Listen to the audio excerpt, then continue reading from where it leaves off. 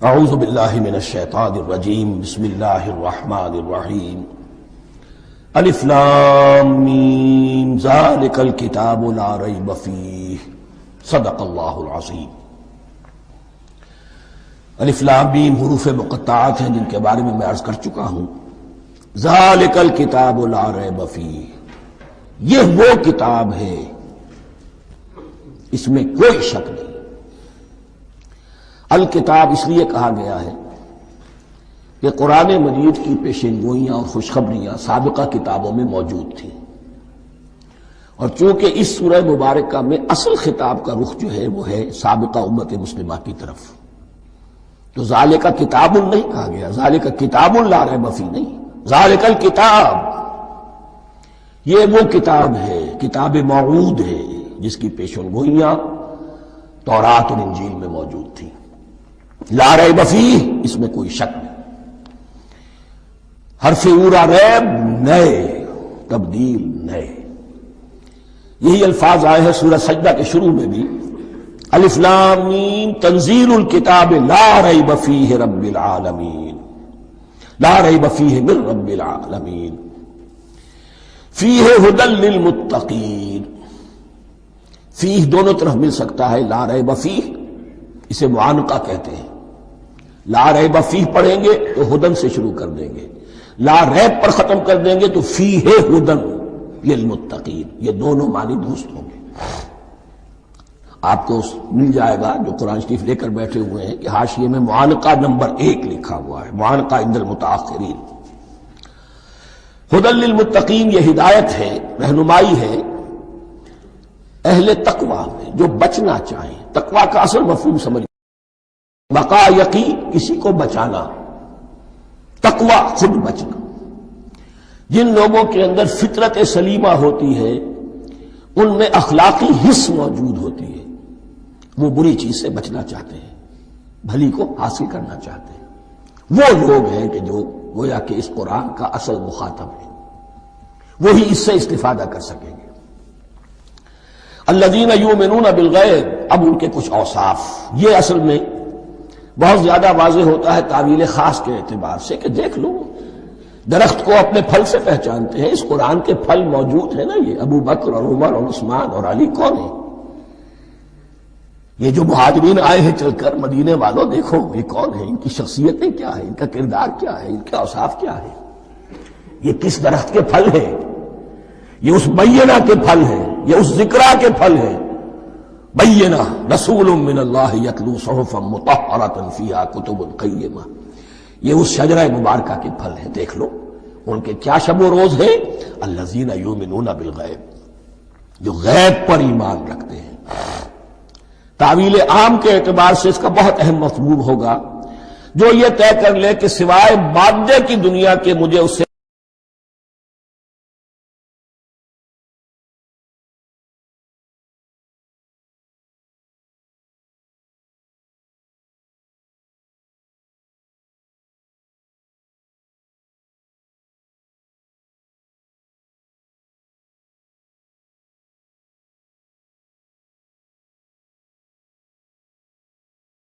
جو اصل حقیقت ہے وہ مستور ہے، نگاہوں سے چھپی ہوئی ہے، سامنے جو کچھ نظر آ رہا ہے۔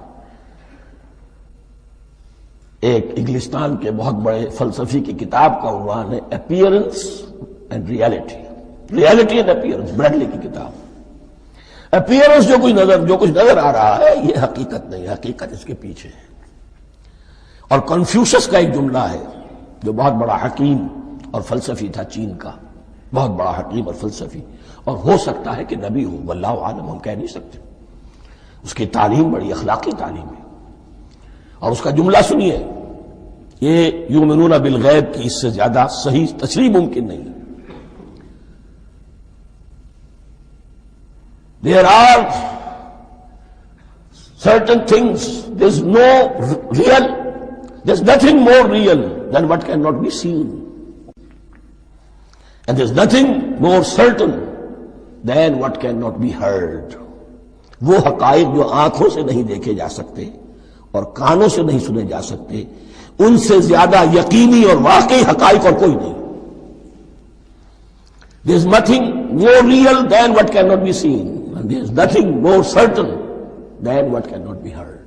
الذین یؤمنون بالغیب ویقیمون الصلاۃ، نماز قائم کرتے ہیں، ومما رزقناہم ينفقون، اور جو کچھ ہم نے انہیں دیا ہے اس میں سے خرچ کرتے ہیں، خیر میں، بھلائی میں، نیکی میں، ابنائے نو کی حاجات کو رفع کرنے میں، لوگوں کی تکلیفیں دور کرنے میں، خود اللہ کے لیے، اللہ کی رضا جوئی کے لیے، اللہ کو قرض حسنہ دیتے ہوئے۔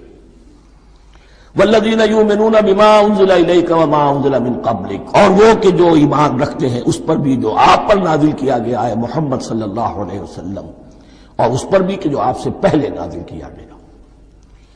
یہ بہت اہم الفاظ ہیں، اس لیے کہ عام طور پر آج کل ہمارے ہاں یہ خیال پھیلا ہوا ہے کہ یہ تورات اور انجیل کے پڑھنے کا کوئی فائدہ نہیں، کوئی ضرورت نہیں، کوئی ضرورت نہیں کی حد تک تو شاید بات صحیح ہو، لیکن کوئی فائدہ نہیں، یہ بالکل غلط ہے۔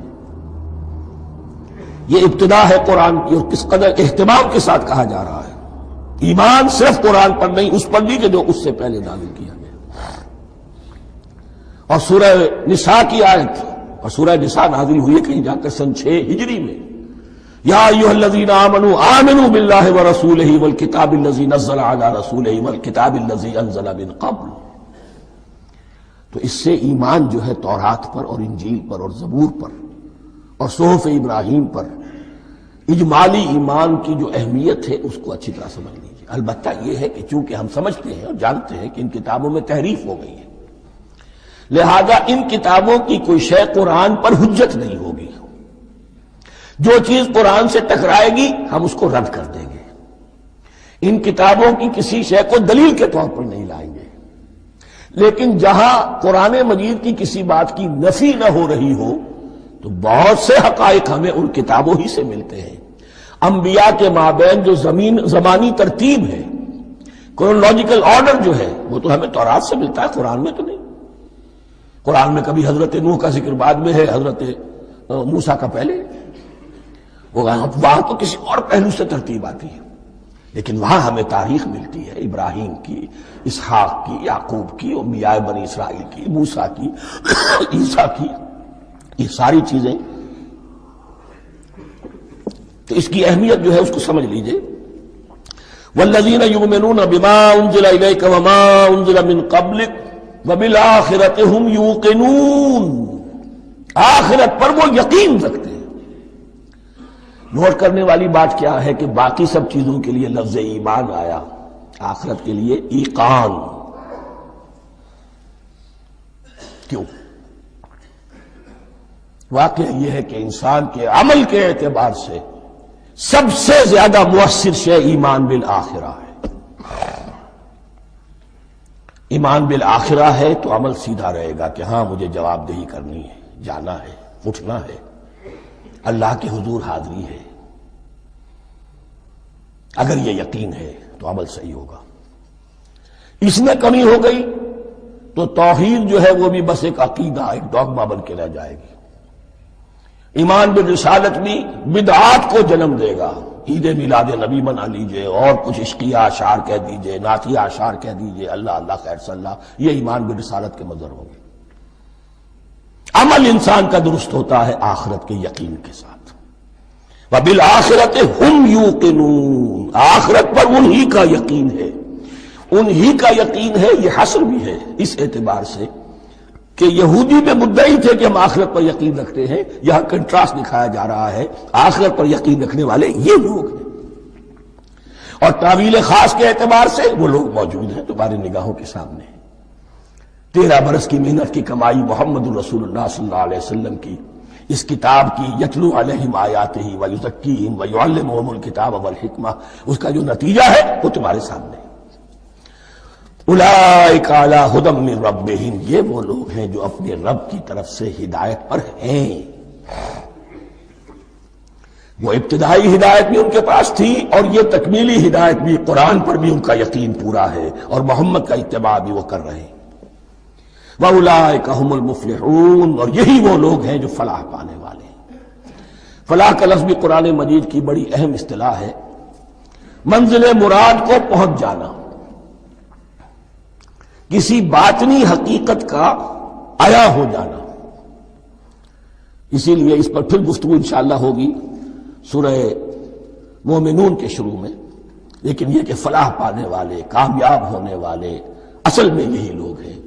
تو گویا کہ تعویل خاص میں صحابہ کرام کی طرف اشارہ ہو گیا، تعویل عام میں ہر شخص کو بتا دیا گیا اگر قرآن کی ہدایت سے مستفید ہونا ہے تو یہ اوصاف اپنے اندر پیدا کرو. اب دوسرا گروہ، ان الذین کفروا سواء علیہم انذرتہم ام لم تنذرہم لا یؤمنون. یقیناً جن لوگوں نے کفر کیا، اور یہاں مراد کیا ہے؟ جو کفر پر اڑ گئے ہیں. اس کو ہم تعویل عام میں نہیں لے سکتے، اس لیے کہ اگر تو ہم اس کو عام میں لے لیں گے تو اس کے معنی تو یہ ہوں گے جس شخص نے کسی وقت کفر کیا اب وہ ہدایت پر آ ہی نہیں سکتا. نہیں، یہ بات نہیں ہے. کوئی کفر میں ہے، وہ غالطے کی بنا پر ہے، عدم توجہی کی بنا پر ہے، حق اس پر واضح نہیں ہوا ہے اس لیے ہے، تو آپ اسے سمجھائیں گے، انذار و تبشیر سے اسے فائدہ ہو جائے گا، واعظ و نصیحت سے فائدہ ہو جائے گا.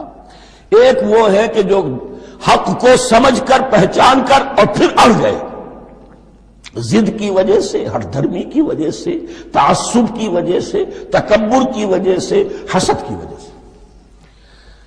ان الذین کفروا، ایسے لوگوں کا معاملہ کیا ہے؟ سواء علیہم انذرتہم ام لم تنذرہم لا یؤمنون. برابر ہے ان کے لیے، خواہ آپ انہیں سمجھائیں خواہ نہ سمجھائیں، ڈرائیں نہ ڈرائیں، انذار فرمائیں نہ کریں، لا یؤمنون، وہ ایمان لانے والے نہیں.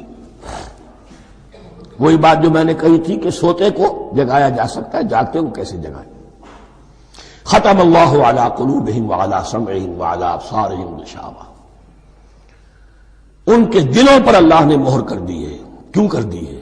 یہ ابتداءً مہر نہیں ہوئی، جب حق کو پہچان کر انہوں نے رد کر دیا، اس کی پاداش میں، اس کی سزا کے طور پر. ختم اللہ علی قلوبہم، اللہ نے ان کے دلوں پر مہر کر دی ہے، وعلی سمعہم، اور ان کی سماعت پر بھی، وعلی ابصارہم غشاوہ، اور ان کی آنکھوں کے سامنے پردہ پڑ چکا ہے. یہ مضمون سورہ یاسین کے شروع میں پھر آئے گا بہت شرح و بسط کے ساتھ. وَلَهُمْ عَذَابٌ عَظِيمٌ، اور ان کے لیے تو اب بہت بڑا عذاب ہے. یہ دوسرا گروہ ہو گیا. ایک رکوع میں دو کو سمیٹ لیا گیا، کل ابھی 7 آیتیں ہوئی ہیں. ایک وہ گروہ جس نے قرآن مجید کی دعوت سے صحیح صحیح استفادہ کیا، ان میں طلب ہدایت کا مادہ موجود تھا، ان کی فطرتیں سلیم تھیں، ان کے سامنے دعوت آئی، قبول کی، اور قرآن کے بتائے ہوئے راستے پر چلے. وہ گلے سرسبد ہیں، وہ شجرہ قرآنی کے نہایت مبارک اور مقدس وہ اس کے پھل ہیں. ایک گروہ وہ ہے جس نے حق کو پہچانا لیکن اس کو رد کر دیا اپنے تعصب یا ہٹ درمی کی وجہ سے. ان کا ذکر آ گیا بہت اختصار کے ساتھ، اس لیے کہ ان کا ذکر آپ کو بہت تفصیل سے مکی صورتوں میں ملے گا.